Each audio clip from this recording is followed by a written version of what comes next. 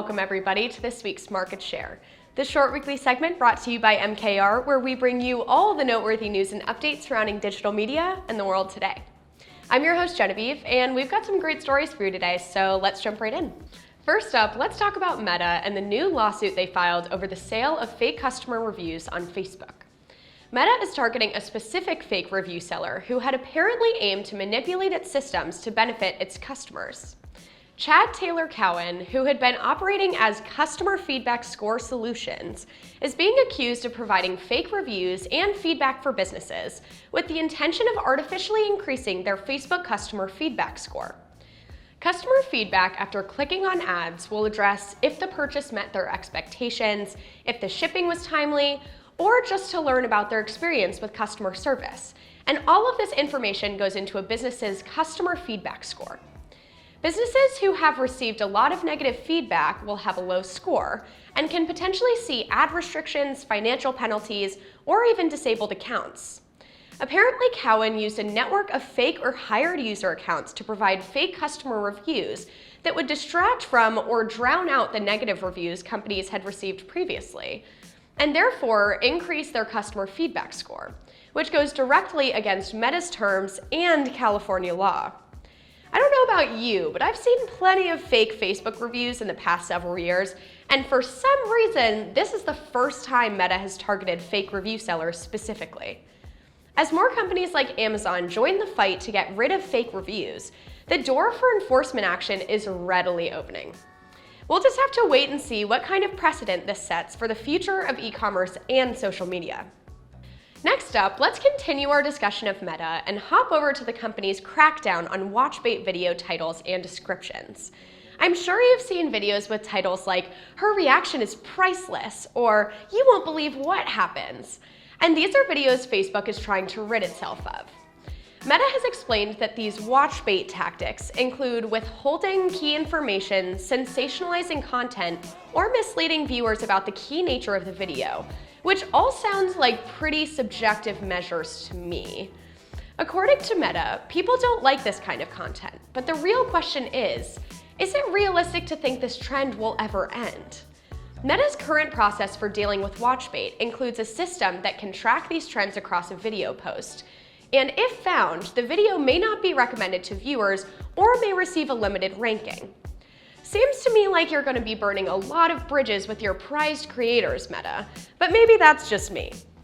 Meta has provided definitions for withholding, sensationalizing, and misleading, as well as example titles such as, "His reaction was priceless," "This is the worst way to wake up," or, "And then his girlfriend did this," which seemingly covers an abnormally large chunk of the content currently on the platform. It will be interesting to see how Meta actually enforces these boundaries for Watchbait, but I have a feeling Meta's new Watchbait best practices are for sure going to drive people away.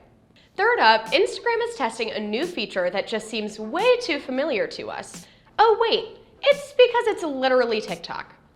Instagram is testing a new fully integrated home feed that would take away the stories bar and present content in a different, very familiar way that is not conducive to the photo-based platform we used to know and love.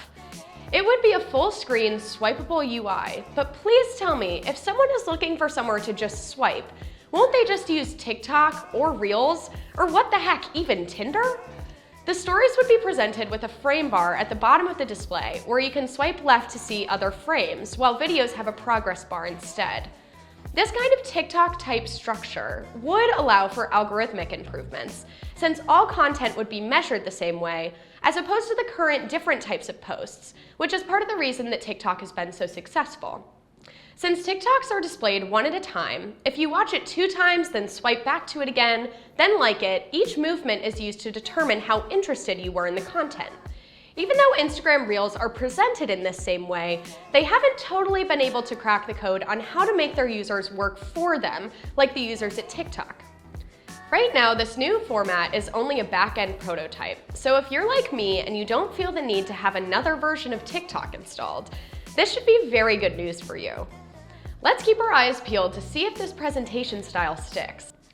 To end our time today on a fun note, let's talk about a recent campaign that has absolutely rocked the world of fast food advertising. Arby's new Pusha T spicy fish diss track has made waves while discussing the company's new spicy fish sandwich. Aimed at a Filet-O-Fish sandwich from McDonald's, Pusha T lays down lines like, "A little cube of fish from a clown is basic," which has the whole internet on the floor laughing and wondering how Arby's could possibly afford Pusha T. Arby's CMO explains, "We have to have ideas bigger than our budgets. In order to get out of playing the media weight game, this means being more creative and more provocative, which I think they achieved quite nicely." QSR, quick service restaurant advertising, has always been a highly competitive and fast-paced area, and a lot of companies just can't keep up with the emerging generation that doesn't watch traditional TV. So shout out to you, Arby's, for making a memorable ad that people are not likely to forget. And for business owners out there, make sure you don't limit your ideas based on your budget. Make the sky the limit and then figure out how to make your return on investment worth it. That's all for this week's Market Share. I'm your host, Genevieve, and I'll see you all next week.